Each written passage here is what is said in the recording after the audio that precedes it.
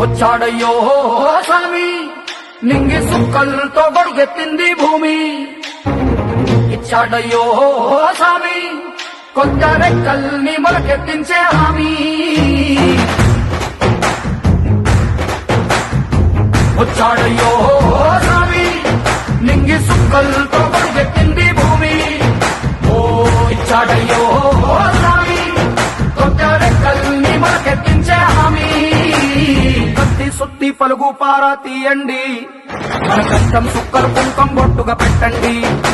మన కష్టం సుక్కలు కుంకం బొట్టుగా పెట్టండి. ఓ అన్నం పెట్టే పనిముట్లే మన దేవుళ్ళు, మరి ఆయుధాల పూజలు చేద్దాం పట్టండి.